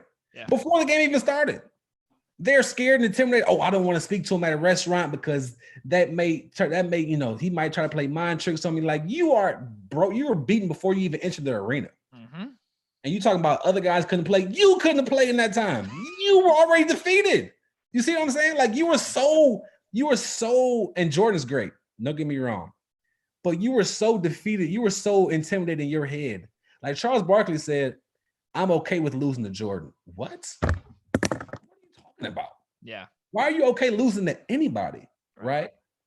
And it's just interesting, the mindset of everybody in that time and how basketball's changed. Right. So in the 80s, it was basically football. It was tackling but that if it wasn't for that time where he couldn't beat the Pistons and he was losing to those great players, then we wouldn't have the Michael Jordan that we're watching now, right? Mm-hmm. He had to go through that to get to the success that he's had. So it's a lot of good points in there, and it's a lot of good life lessons. But I love seeing the backstory of everything, man. Stuff behind the scenes we had no idea what's going on. Yeah, it's wild. It's wild stuff. And then you think about it too. When Michael Jordan left to go to play baseball, if there was no 1994 strike, would he have ever come back to play basketball? We will never know. Well, an hour and 47 minutes. Listen, I told you earlier when we were planning this, I said max an hour. But you know what? Listen, I can't thank you enough, Cecil, for being a true fan here, being a true gentleman, and just, allowing this, me from Long Island to speak to someone like you. I really do appreciate it. The Eastern Observer appreciates it. Everyone that is watching, I'm sure, appreciates it. But really, though, thank you from the bottom of my heart. Thank you very much. Hey, no problem, man. It was fun. I had a good time. You do an awesome job, man. Keep growing, keep pursuing it. I'm rooting for you, and you have a fan in me now. So I'm excited, man. Thank you, Jay, for everything. And this was a good time. And thank so you. let me clear this up real quick. Are you a Knicks fan? No, I'm actually a Lakers fan. How? I'm confused. So yeah, so okay, well, here, I'll give you. I'm a Yankees fan, I'm a Lakers fan, I'm an Eagles fan. And in hockey, I'm an Islanders fan. So that's fair because I do live here. But I'm an Eagles fan because of my uncle. My dad is a Cowboys fan. My dad is also a Rangers fan. I became an Islanders fan. My dad doesn't really care for basketball. I just loved Kobe. Kobe was my man. That's who I grew up watching, idolizing. And always it was number 24 or it was number 8. And actually in high school, it was 18 when I wasn't cut from baseball, but it was 18. So yeah, that's basically the long story short there. Quick story. So I was never a big Kobe fan, but I respected him. Right? I'm like, I respect greatness. I had a chance to see his last game he ever played. So I was in the building. Me and two of my close friends, Mike Brown, we played together in Jacksonville. He's a receiver coach now at the University of Cincinnati. And then my guy, Chaz Jackson, went to college together, and he's like a big time music producer now. He lives in LA. So he's produced with Kanye, Chris Brown, all them people. So we're at the game and we're hanging out, and I'm like, this is pretty cool. We're going to see Kobe's last game ever. It was just an experience, right? And like I said, I wasn't a big Kobe fan until I went to the game and had that experience standing up the entire game. We stood up the entire game, everybody. And I probably videoed like 70% of the game. He's going crazy. Everybody's feeding him the ball. We're all yelling, shoot, shoot. And I felt like he heard me because he just. Yeah, it's that superstition. I love it, man. That's great. The way he goes out, I've never seen a player go out like that. Yeah. Like that's how you want to go out as a ball player. This is your last game. I don't know how many points he scored. 60? I think it was 60. Yeah. Like that's how you want to go out. Like that memory in your head is, he's rest in peace now. That's ideally how every former player wants to go out at your best, at a great game, a great memory you can have forever. People can talk about it. And from that point on, I'm like, yo, this is greatness I'm seeing. Yeah. You know what I mean? He's been through so much in his life. He's a kid that came into the league at 17 years old and had to, sit behind Eddie Jones, rough rookie year, air balls at the free throw line, the whole nine, had to win a title without Shaq. He is somebody that I'm like, I respect. And from that point on, I was a fan of his. And I randomly went to a Lakers game a couple years later. And then my wife surprised me for my birthday. And she let me go to LA with some friends. And they retire his jersey at the game. So I'm like, I was blessed to see two major moments in Lakers history and Kobe history before he passed away. And I'm like, amazing. This is crazy. That's pretty cool. So I forever will respect Kobe, and I became a fan late, but Kobe is one of the greatest ever. That's fair. That's really amazing. But again, just, we are, like I said, you do got to go. So I just wanted to say this one last thing. So in the closing credits here, before you do go, Cecil, just so we have you here and, you don't skedaddle just yet. Episode number 26 of the Primetime Rundown podcast will be on Friday from 6 to 8. I will not be there. Had a death in the family, unfortunately. So Tyler Adele, Nick Partain will be. Thank you very much, Cecil. Appreciate it. Actually, it was a old friend and whatever. Yeah, 25 years old. Very, very rough. So Tyler Adele, Nick Partain will be taking over. There'll be some guests there to be determined. Please stay with us at Observe Eastern on Twitter and theeasternobserver.com for more details there. Episode number 12 of our byproduct, the Primetime Rundown Zoom interview series with Baltimore Orioles prospect Kevin McGee on Thursday, May 14th. That interview will begin at 6 p.m. Eastern time. And tune in tomorrow, episode number 2 of the Essential Wrestling Podcast, tomorrow, May 12th, 6 p.m. Eastern time on YouTube.